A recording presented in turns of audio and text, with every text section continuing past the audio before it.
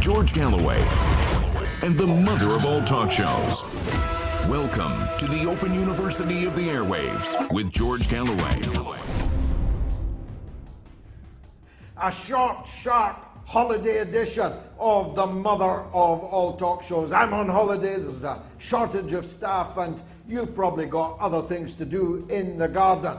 So there'll be less quantity this evening, but more quality, because this is, as always, the mother of all talk shows. We couldn't possibly disappear from the airwaves in tumultuous times like these. We'll be talking about revolutions and about coups, and about the essential difference between the two. In shorthand, a revolution is what is happening in Sri Lanka, as exclusively predicted here on the mother of all talk shows just 2 weeks ago. Look back if you missed it. And a coup is, well, what happened to the British Prime Minister this week? He was overthrown by his own Praetorian Guard. They stabbed him in the back and in the front. Even when he sacked people and appointed them, they stabbed him not 24 hours later. It was a rearranging of the chairs on the Titanic.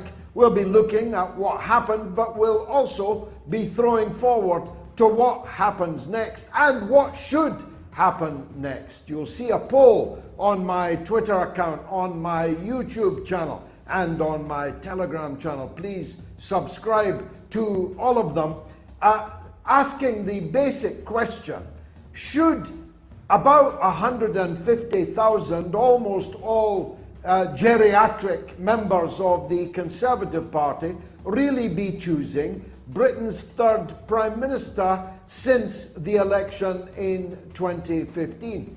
Should the Conservative Party not call a general election so that whoever is to be our Prime Minister has the country's support?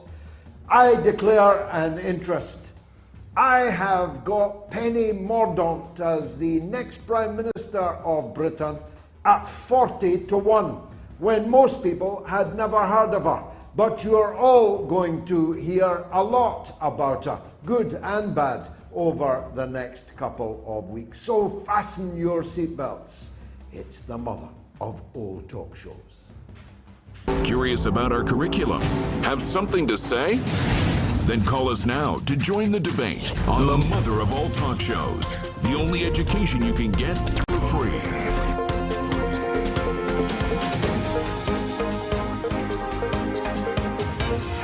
George Galloway, the mother of all talk shows. With George Galloway, the world is our classroom, and you're welcome to sit in and join the seminar. You didn't think I was going to broadcast the whole show wearing sunglasses, did you? That was just a gag. To make the point that this will be a short, sharp show, and that will continue over the next few weeks, and will be supplemented by my Wednesday evening, 10 p.m. London time, Galloway show. That's no budget television. This is next to no budget television. But on October the 12th, we'll be returning with full length, all singing, all dancing, 2 mother of all talk shows a week, one on a Sunday at 7 p.m. UK time, one on a Wednesday at 10 p.m. So make a note, make a date with me for October. Now, there are tumultuous events unfolding across the world. In Sri Lanka, hundreds of thousands of people stormed the presidential palace. It's a scene that keeps tyrants and potentates awake at nights. It's been the nightmare of every dictatorial, authoritarian ruler in all history.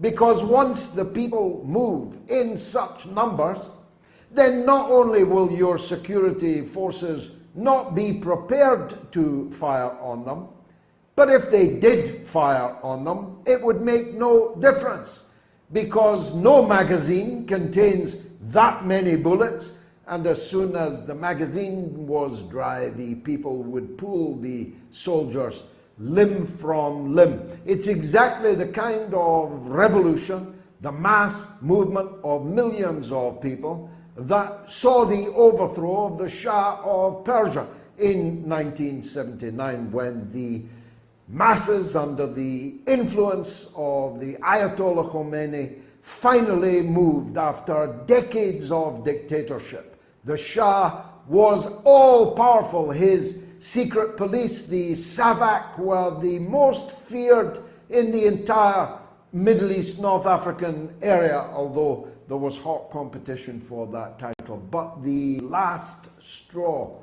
no one can tell when the last straw has been laden on the camel's back. If you could tell, you wouldn't laid it on the camel's back. But you can't tell if that last straw was the one that broke the camel's back.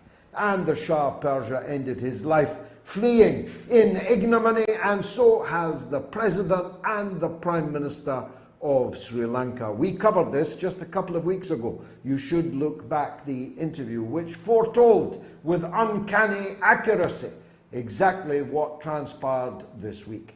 The President has fled on board a naval ship.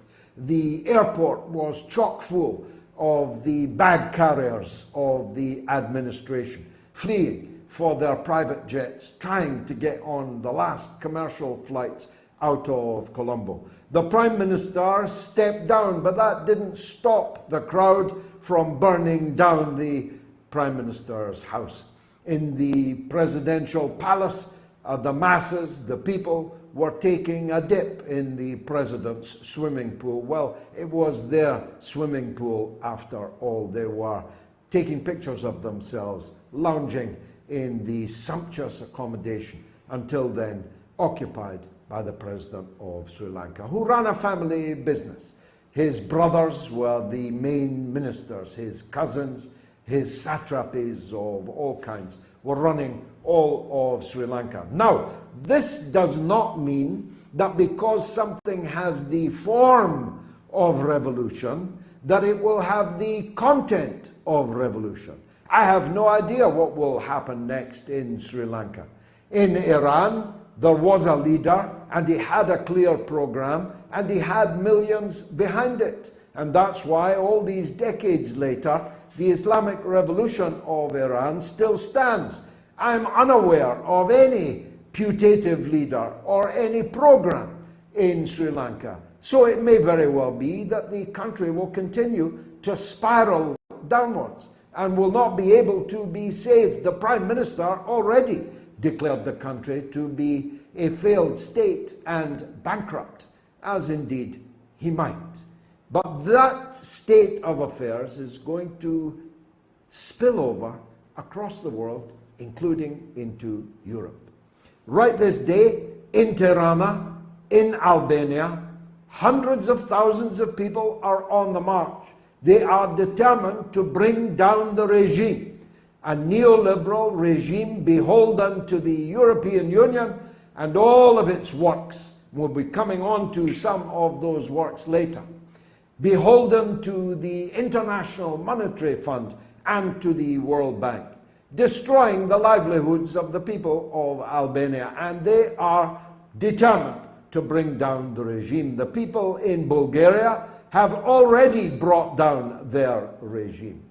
Draghi, the Prime Minister of Italy, had to flee Madrid and the NATO summit this week to return to Italy, where Italian farmers in the vanguard, but joined by students and workers of all kinds, have begun to demand the fall of another Blairite EU regime. And Draghi is going to be dragged off the political scene very soon. And Rutte is headed down the shooter in the Netherlands, which is one of the most interesting cases in point. My good wife was born and raised and educated in the Netherlands.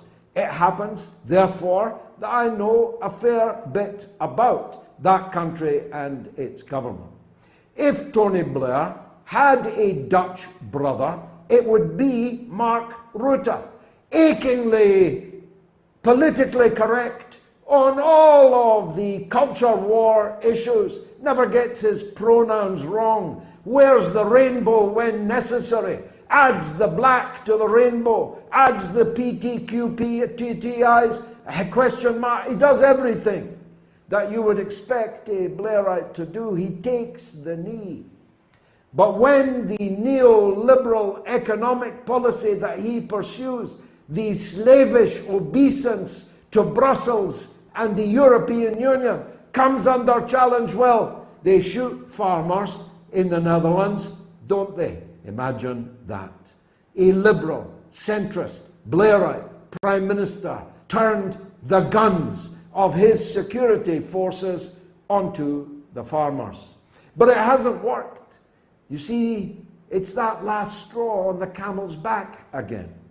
Farmers everywhere are tired of the green orthodoxy that is putting farming out of business, putting meat beyond the pale, accusing farting cows of courting catastrophe in the environment in the world, when the United States military has a bigger carbon footprint than the next 8 countries in the world put together.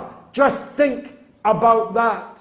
And of course, those that are forever talking about farting cows and the need to eat grasshoppers rather than cheeseburgers are the very same people endlessly advocating for war and weapons, pouring them in to the war in the Ukraine to keep it going as long as possible. So don't talk to me about eating grasshoppers whilst you're destroying the world with your war and your weapons. That's a conclusion, incoherent maybe, which has been reached by farmers and farming communities. I'm going to let you in on a secret.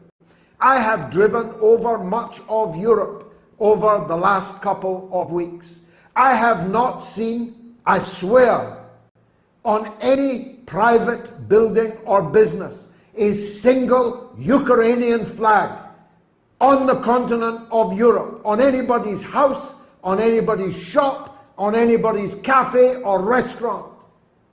That tells you something. It tells you, first of all, that Ukraine mania is an Anglo-Saxon thing, not a European thing. It tells you a second thing, that the European public is vitally aware that the Joe Biden administration, egged on by Boris Johnson, has dragged Europe onto the brink of catastrophe, economic catastrophe, social catastrophe, cultural catastrophe. And the people are mad as hell, and they're not going to put up with it anymore. Just this day, the farmers in the Netherlands went into an aircraft hangar and towed Rutte's jet out with a tractor. I don't know where they've taken it, officer. If I did, I'd tell you. But they have towed away the Prime Minister's jet in the Netherlands. There could be a revolution in the Netherlands. Words I never thought I'd ever be able to say. The truth is that Macron has lost his majority. Biden has lost his marbles. And Johnson has lost his office. Let me turn to what happened to Boris Johnson. Johnson was overthrown by his own colleagues, but they were not acting in a vacuum. For many months, there has been a full, deep state-inspired and organized coup to bring down Boris Johnson.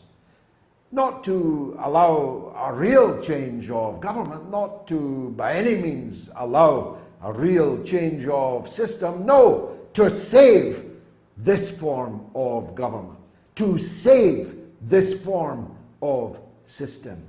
They wanted rid of Johnson so that their system could be put in a safer pair of hands. For the avoidance of doubt, and there are a surprisingly large number of idiots out there who imagine that somehow I'm sympathetic either to Johnson or to any one of his putative successors, Damn them all, I say. Every Conservative, every New Labourite. Damn Starmer, damn Johnson. I'm against them all, would vote for none of them. But it's my job as a person in charge of the Open University of the airwaves to tell you the truth as I see it.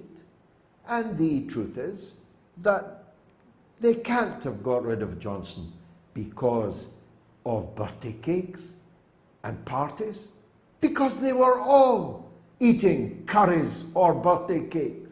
They were all drinking beer or champagne.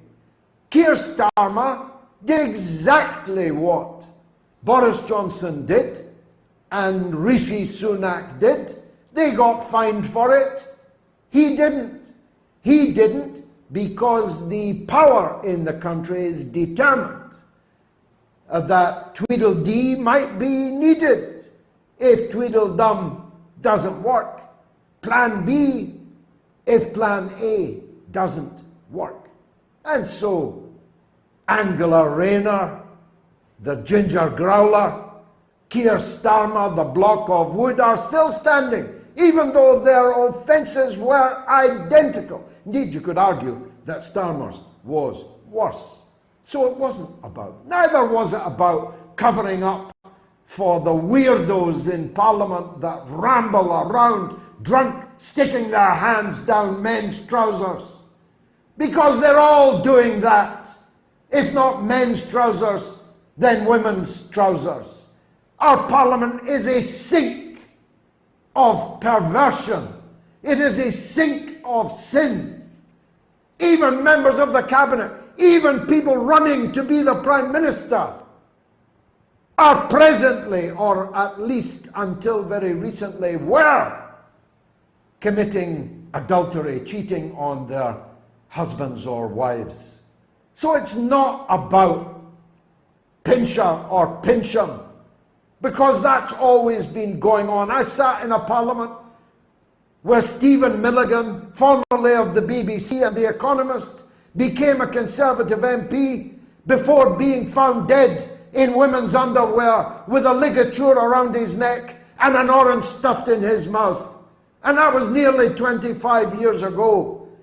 So it's not because Pincham was staggering around in Clubland, unable to say his name and fondling young men who had no interest in his advances.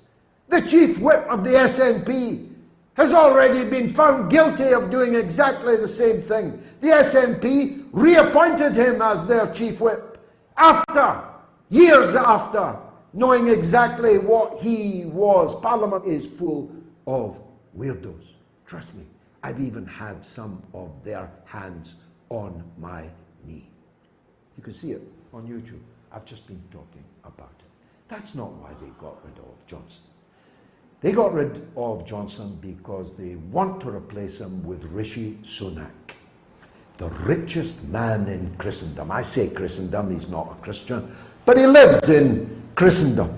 And he's the richest man in Christendom, at least so far as British politics is concerned, not just because he is himself a multi-millionaire, but because he had the very, very savvy sense to fall in love and marry an heiress to several billion pounds.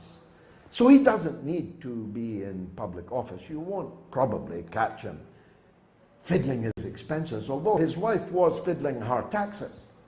She was registered as a non-domiciled in Britain, whilst her husband was the Chancellor of the Exchequer of Great Britain, charged with the responsibility of bringing taxes in. His own wife had her billions parked offshore so that she would not have to pay tax on them. Why do they want Rishi Sunak? Because they want Britain back in the European Union. Not necessarily as a all-singing, all-dancing member of the European Union, not even necessarily de jure back in the single market, but they want to bring us close to the single market. They want to realign us with the single market. They want to reverse Brexit. And as Michael Heseltine told anyone that was listening on the television all week, no Boris, no Brexit, they think. Although if they try to do that, they will unleash the same kind of potentially ungovernable forces in Britain that Mark Rutte has unleashed in the Netherlands, that have been unleashed in Bulgaria, in Tirana, Albania, who knows, even in Sri Lanka. I think that Rishi Sunak is the man to beat. He has many opponents, 9 at the last count. One of them, surprisingly, had to pull out. Ben Wallace, the great war leader, 4'11", talking about President Putin having small man syndrome, talk about living in a glass house and throwing stones. Ben Wallace was the bookie's favorite because of his good war in the Ukraine. A war we are not in, by the way. But he had a good war. And more MPs were backing him than were backing any other. But he has had to pull out, having consulted his family and friends. That leaves a short list of 9. Weirdos, comic singers, and serious players. Let me deal with Jeremy Hunt first. Hunt is the most naked of the undo Brexit candidates.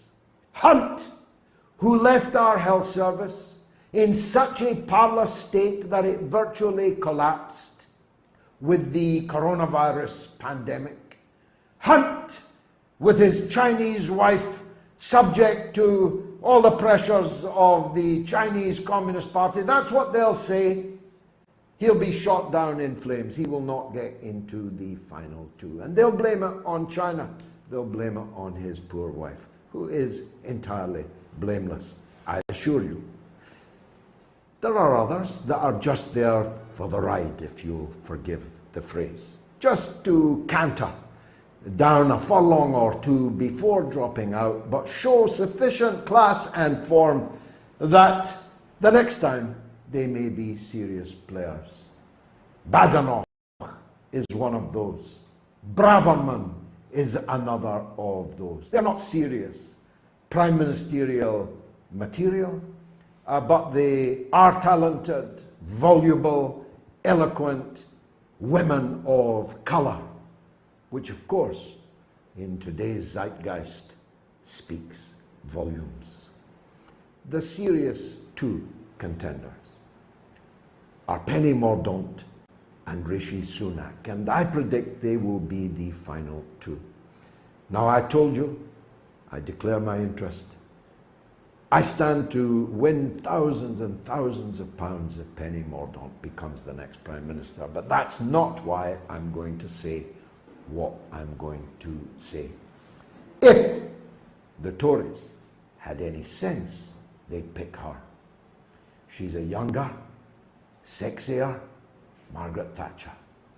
She can debate, she can deal with opponents, she can appear on television, she can crush the Scottish nationalist insurrection, she can be everyone's, I don't know what, nurse, governess, whatever these public school boy types like to be spanked by. She can be all of those things. And she's a smart cookie. She's a Royal Navy reservist, and she is the Member of Parliament for Portsmouth. And she looks good in a swimsuit. Better than Rishi Sunak could ever look in a swimsuit. I'll be talking to James Melville, the greatest living Scotsman next to me. He'll be my guest in just a few minutes, and he'll have something to say about all of these things. Then we'll take your calls. Here's the number, 08081 965522 if you're in the United Kingdom. It's completely free. If you're in the US or Canada, It's +1 844 944 3344. That's +1 844 944 3344. Or you can email us at onair@moats.tv. Or of course, your tweets are always welcome. I promise to read each and every one of them before retiring tonight. So fasten your seatbelts. James Melville coming up next.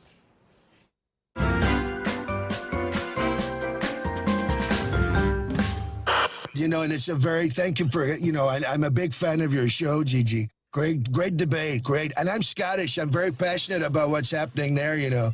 I had a great mom. She was Scottish, Mary McLeod. She taught me well. She taught me well at everything, including golf. I love Scotland, and I love the Scottish food. It's great food. I said to Melania, you know, haggis. Look at that. What's more Scottish than that? Me. I am that haggis. She said, what, thin-skinned and full of crap? You are listening to the mother of all talk shows with George Galloway.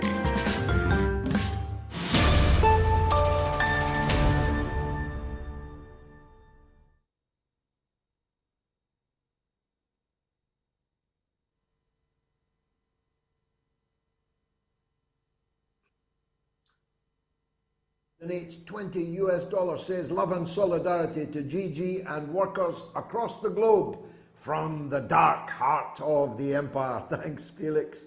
Zukski donated £5 and says, good evening, George. Cool and trendy stuff. Thank you. Not bad for my age. And Andrew gives £5. Thank you, Andrew. And Joe Tugas donates $5 and says, thank you for the education. It is very much appreciated. And my good friend, Teresa Kelly in the United States, donates $10. Now, James Melville is my superhero. He's my favourite Scotsman. And he's become so over a considerable period during which he has built a truly massive following, not just across Britain, but across the world, because of the perspicacity of his take on events. And I'm glad to say that James joins us now. James, welcome to the mother of all Good talk evening, shows. George. I'm going to tax you this evening because I need your take on all of the things that I've discussed in my opening monologue, starting with the Netherlands. There's something big happening on the European mainland, isn't there? There is, not that it's reported much on the legacy media. I mean, it's like the truckers, that wasn't really reported on either. But basically, society, in terms of supply chains, pretty much stops if the truckers and the farmers decide to stop it. And there's the truckers, it was all about, you know, the concerns about freedoms, going into lockdowns and vaccine passports. But this one is to do with a lot of bad policy by governments, which has escalated, obviously, the cost of living crisis. And it seems like they've got a lot of support in their own country, the farmers in the Netherlands. But there is a knock-on effect to this, George. The Netherlands is the second biggest exporting agricultural product country in the world. And that, therefore, what the farmers are doing is exerting their power. If they block the ports, the roads, there's not going to be much that gets out of the country, and that's going to have a massive knock-on effect to markets around the world who are getting their supply chains in terms of agricultural provision from the Netherlands. But it goes back to the point that we've discussed once before, George. The highfalutin politicians can do what they want and have their agendas. But without farmers, there's no food. Without truckers, there's no food. And the truckers and the farmers know that, and they can stop the country by coordinating blockades. It happened in Canada. And it's now happening in Netherlands, not just Netherlands as well. It's happening in Italy, it's happening in Germany. So the word is spreading. And it's another lesson in terms of the art of effective protest. If there's bad governments, effectively those bad policies catch up with the governments in the end because various communities take some action. And this is a perfect example. It's parallels to the truckers in Canada with the farmers in the Netherlands. But there is knock-on effects when they come down the tracks in terms of supply chains because of these blockades. You make the point about bad policies, but they all run out of the same stable, James, for me. They run out of the stable of what purports to be green, COP26. Putin didn't even show up. The Chinese didn't show up. The Western leaders prostrated themselves in front of the young girl and her acolytes. They were Dutch auctioning over who was going to cut this and cut that, cut farming, cut fossil fuels, and so on. So part of the bad policies are all running out of that stable. They all followed the Joe Biden line on taking effectively wartime sanctions against Russia, and they're all paying the price for it. You're right, it's not just in the Netherlands, it's not just in Italy, or even just in Germany, it's in Poland. I talked earlier about the uprising in Albania. This is a pan, or soon will be, a pan-European uprising. The question is, where are the British? Well, probably complaining about the quality of tea. I mean, I don't know what the point is. What's the tipping point, George, in the UK for galvanising people power? We've got a cost of living crisis as well. I mean, the cost of living crisis for me is interlinked with the cost of lockdowns crisis, because if you're going to lock down society and therefore plants, manufacturing factories aren't going to be open for months and months and months, that's eventually going to have a day of reckoning in terms of supply chains.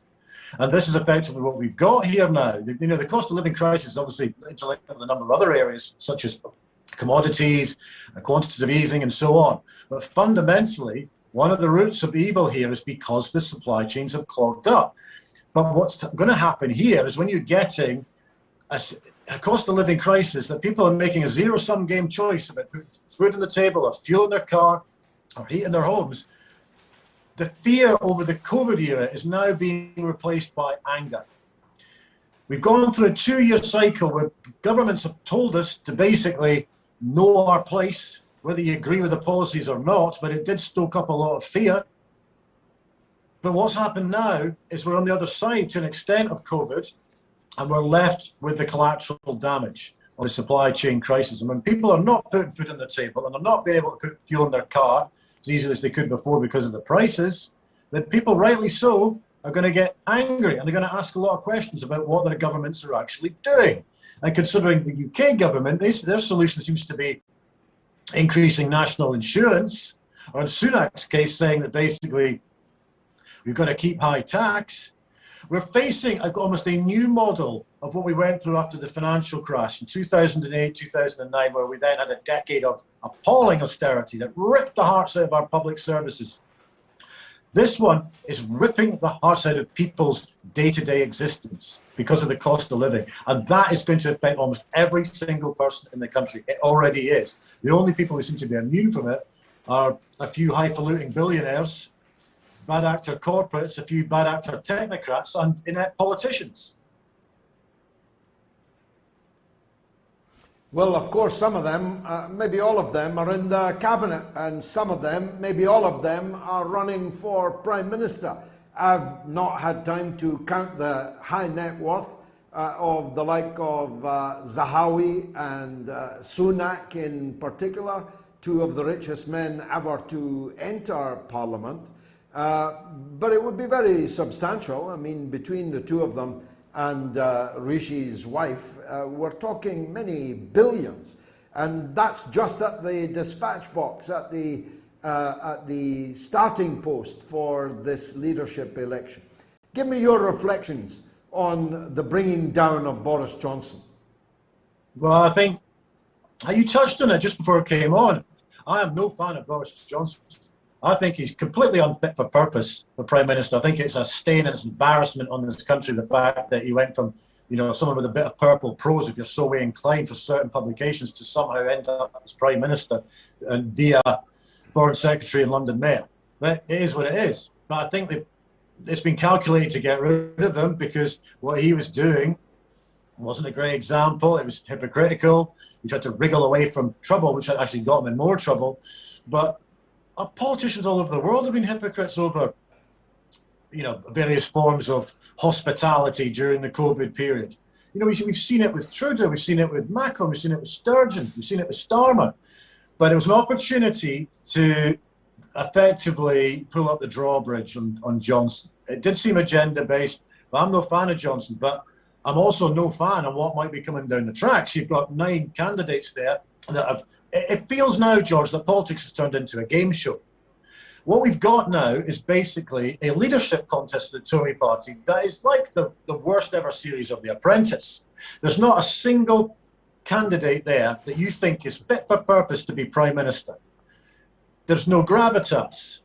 They've got no vision for the future. At least, maybe I'm showing my age here, but in the 80s and the 90s, politicians from different sides of the fence who were genuine public servants, whether you agreed with them or not, and they certainly had an intellectual rigor to get on top of the brief and understand what they're talking about and convey what they're talking about in a way that people will learn and respect whether they agreed with that individual or not. Now, we've just basically got show business politics, but with no depth on it. And I look at those 9, and I agree with you. I think Sunak is the chosen one. I think Mordaunt probably will come into the top 2 as well, possibly Jeremy Hunt. But God help us if it's a playoff between Sunak and Hunt. I mean, it's 2 cheeks of the same backside, to kind of quote your old phrase. But there's nothing there.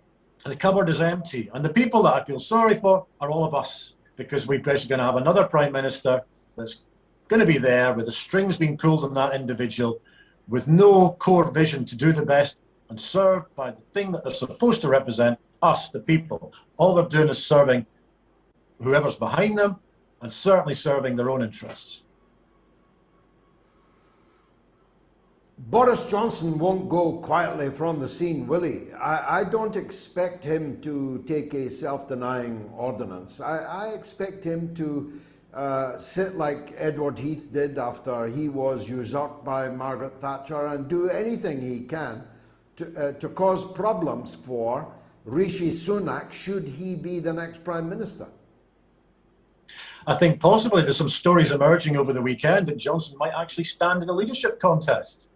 I mean, because there's a bit of buyer's remorse within the Tory party. And there's also, there might be some remorse within the Tory party members because they don't like the fact that basically their darling, beloved, great Brexiteer Boris has basically been ousted.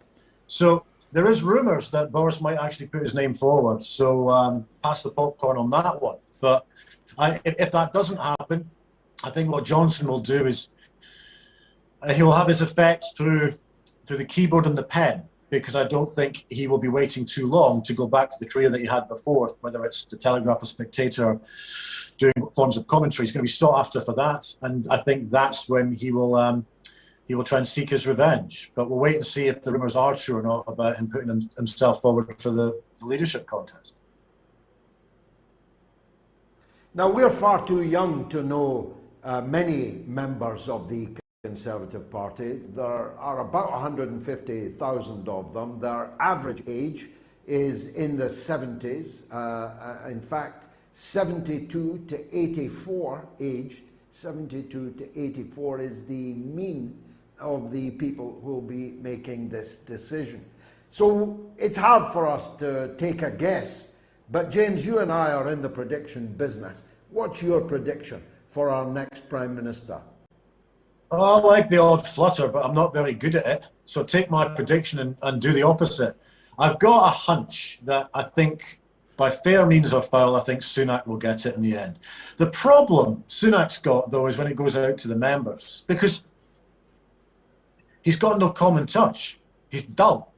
I mean, Keir Starmer is exactly the same on the Labour side, and people struggle even to know how to spell his first name, let alone understand what his vision is. I think Sunak might have the same problem, but it seems like he's the chosen one. So I think he will be in the 2. I think Mordaunt hasn't made a very good start with a couple of gaffes. But I agree with what you said, actually, before I came on. She's the one, I'm no fan of hers, but I could see her having a wider appeal and reaching parts that the Tory party may not have reached in a while because she's got the common touch. So if the Tory party were trying to think long term and widen their appeal, she's the obvious one. Sunak is just a machine politician. Jeremy Hunt is a machine politician on steroids. They're not the solution. The only people who think that they're the solution are themselves. Desiccated. They're desiccated calculating machines. James Melville, thanks as always for joining us on the mother of all talk shows. The poll is going great guns. Should there be a general election rather than a Tory leadership battle? On Twitter, it's yes 68, no 32.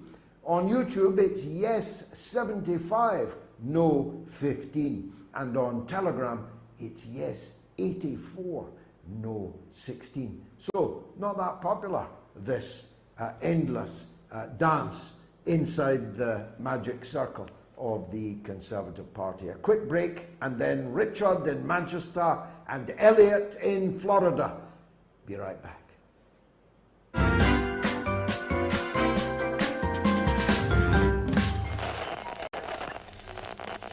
Yeah, I do, yeah. The airwaves. This savannah is a rigid dichotomy of fact and fiction. As Fisher says, the Twitter sphere where the slightest misjudgment can spell being cancelled. One species rules over the airwaves through its ability to adapt and survive in even the harshest environments. The George Galloway.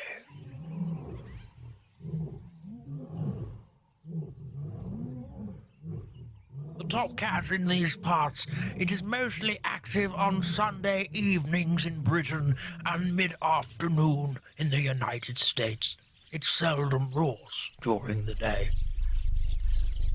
Most notable for its wide variety of headdress, it protects these parts from the mainstream media.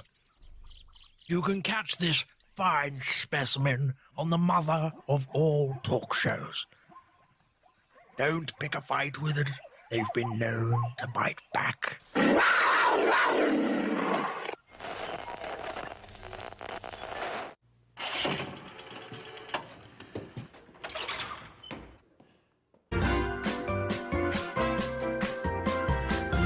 You are listening to the mother of all talk shows with George Galloway.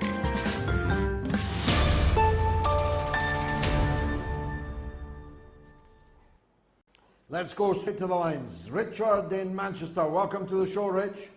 Good evening, George. Thanks so much once again for having me on. George, what you're saying is exactly right. 17.4 million people voted for Brexit.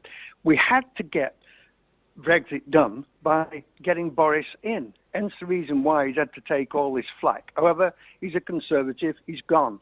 If Mordaunt can get in now, George, I would say to you that's one of the best bets going. She would wipe the floor with that little monster up in Scotland, irrespective of what your politics are about her, because she is causing a lot of trouble along with Blair and everybody else. He came out last week, Blair, and said, this is the future. And I'm really cursing at the television to say, what right has he got to say what the future is? All he is trying to do, like Heseltine, is to get the money back, the money flowing, the corrupt money that is going on in the EU. And I don't think the EU is going to last all that long. So they're pretty desperate to get us back in by splitting the union between Scotland and England and thinking that everybody will follow and go back in. But George, we need a leader. We need a leader. The 17.4 million who voted for Brexit are now rudderless, because Nigel Farage, who got us there, I was so mad at him for not doing a deal to stay and to giving in. And now I suddenly realised that the man was very, very tired and he needed a rest. So I was humane on that. And I thought, well, we've got to stick to it.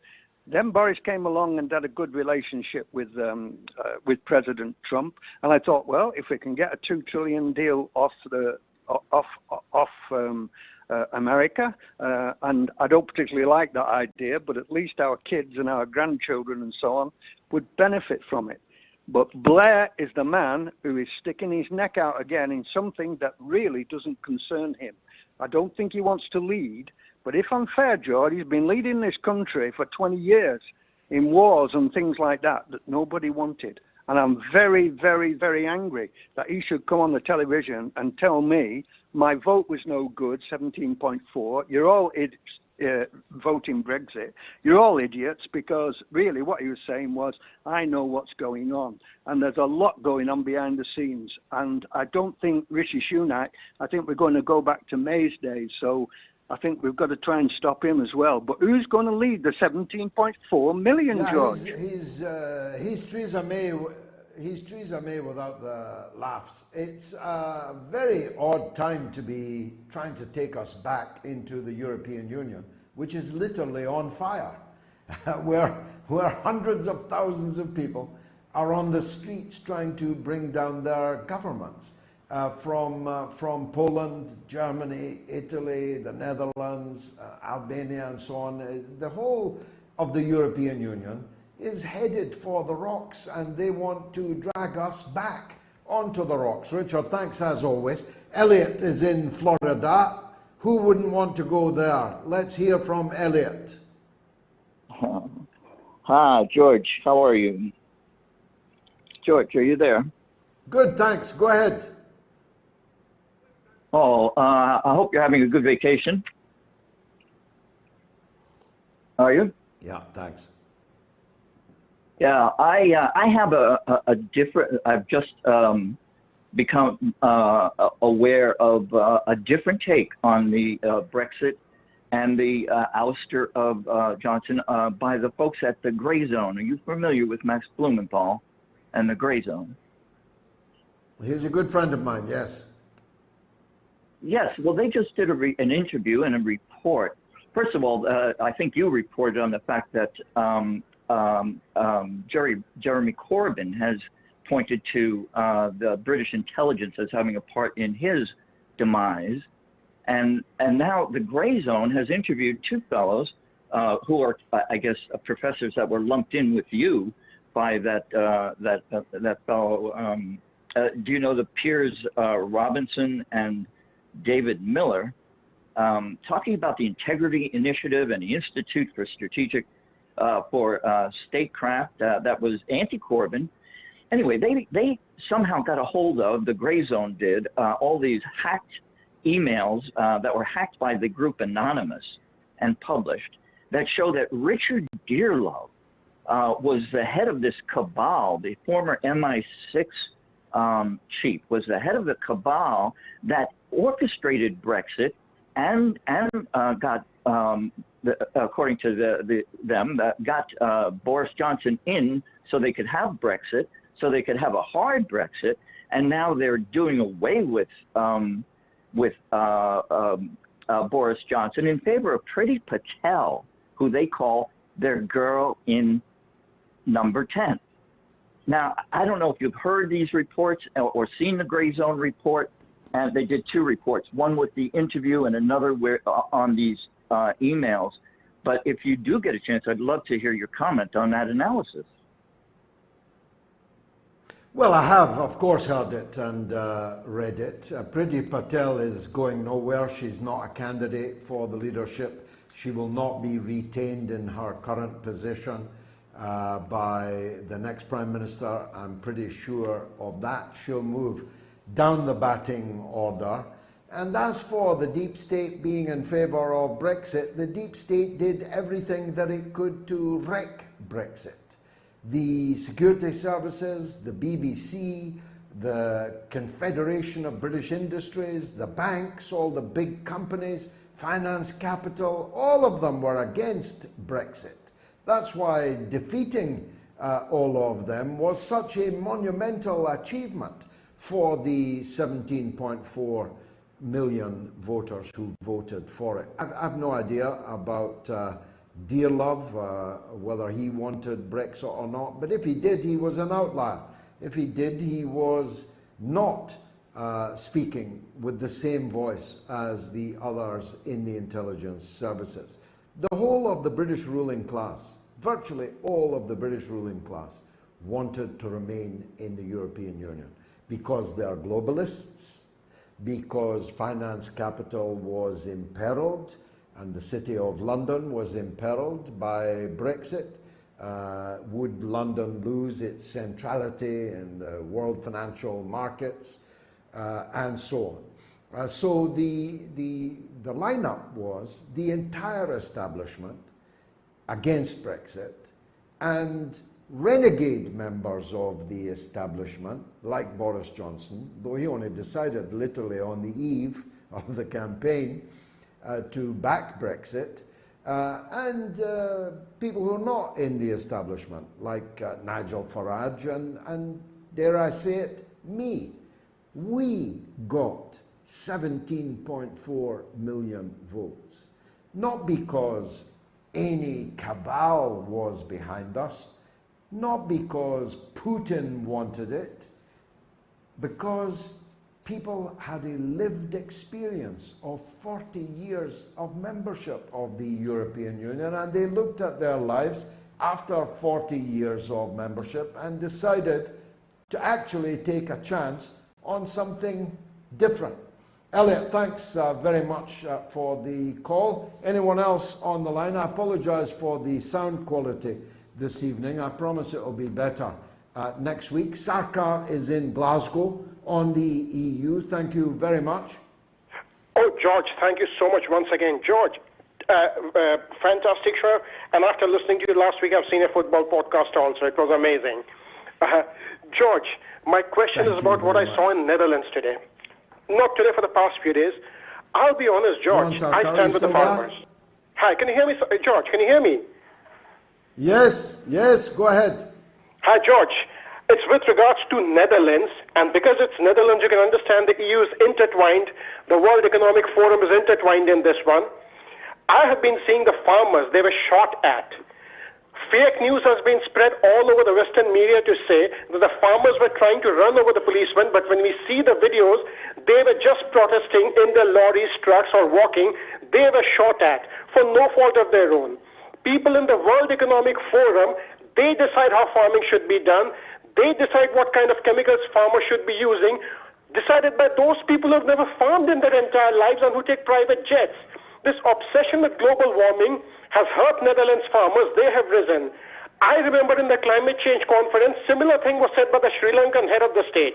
Oh, we are going fully organic, going green revolution. Look what's happening over there. Agriculture would be destroyed, George. People's lives would be at stake. Who are these people to decide what kind of farming should be done by people when they know nothing about farming? Yes, exactly. And they all become Reader's Digest experts on the environment and on farming. A good friend of mine, Jamie Blackett, is a dissident farmer, but a farmer of substance and of significance from a long line of farmers in my own area. He makes the point that a lot of these middle-class radicals that consider themselves expert on the countryside actually would get lost in the gorse bushes if they went off the road without their four-wheeled drive. They know nothing about the land, nothing about animals and their co- and interdependence with each other. But it's all this woke-driven agenda which stretches from the pronouns to the farming. And it's all, I think, beginning to fall to pieces because it causes poverty for working class people and unemployment and perdition, the destruction of their often generations of farming businesses for those that work in the on the land in the agricultural sector. Thanks, Sarkar. Dan in Portsmouth is up next on the Tories. What would you like to say, Dan? Hi, George. I wanted to make a comment about Penny Mordaunt. Yeah, go on. So, James Melville, he had a lot of good things to say, and I agreed with much of it, but one of the things he did say is that none of these candidates have a vision for the future. And last year, Penny co-authored a book with Chris Lewis called Greater Britain After the Storm. And it's a fantastic read, and Chris Lewis certainly is somebody that would sit on the other side of the political aisle to Penny Mordaunt. And I don't think somebody would do that, write a book of that stature, if they were just going for political points. I think this is somebody that actually really cares. And she's not my MP, but I do live close to Portsmouth. I'm just outside Portsmouth. And you can see she is an absolute workhorse for her constituents in Portsmouth North. So there is one that does have a vision for the future, and I think it might be Penny. Well, you're entitled to that point of view. Of course, it's not a vision I would share, but you're right to point out that at least she has put pen to paper, and we can all judge her vision. We know the vision of Rishi Sunak already. We know the vision of Jeremy Hunt already. And their tried and failed homilies, tried and failed orthodoxies that I don't think are going to cut much mustard. Many, many thanks to you, Dan, speaking up for the Portsmouth MP, Penny Mordaunt. And a big thanks to all of you that have donated via the Super Chat tonight, including, in particular, Albert Sontag, who gave us $50 US and says, how kind is this? Bravo, George, one of the last great parliamentarians. Pym, Cobden, Bright, Wilson, and Ben. Good wishes from San Diego, California. Well, Albert, I'm greatly touched to be mentioned in that company. You only missed out my all-time favourite parliamentarian, Charles James Fox, who was the only British Member of Parliament to support the American Revolution. The only one. And the only British Member of Parliament to support the French Revolution. And he tabled a motion in the British Parliament calling for the overthrow of all the crowned heads of Europe and congratulating the French people on the execution of their king and queen. He was carried aloft every time they expelled him from the British Parliament by his electors, who then re-elected him. He was possibly the greatest of all parliamentary orators, Charles James Fox. Perhaps his ideas are coming back into fashion. Last call is Cornelius in Swansea on the Tories. Go ahead, Cornelius. Evening, George. How are you keeping? All good, sir. Nice to hear from you. Go on. Right then. Regarding the leadership contestants that were going to be the next Prime Minister and the leader of the Conservative Party, the Indian lady, that's the Attorney General, that's put a name into the hat. You mentioned a name at the beginning of the show. She is one of the... Suella Braverman, yeah. Well done, George. She is one of the very few people in the Conservative Party that never voted once for Theresa May's deal.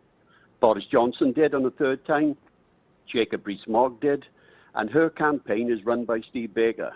And I honestly think that the Brexiteer people within the Conservative Party and the members who are supposed to be for Brexit, I think she's the one that's going to be the dark horse going to the final two. Even though Penny Mordaunt, I tend to agree with you as well. She's got finesse and she's got the persona as well, and she's a good speaker. But the Attorney General, I think she's a dark horse out of all of them. Regarding Sunak, Hunt, and Javid, I honestly don't think they got it. They may get through past the preliminary rounds, but I honestly think that lady is the one to look out for. Well, it's good that we got an alternative horse, as it were, on the board.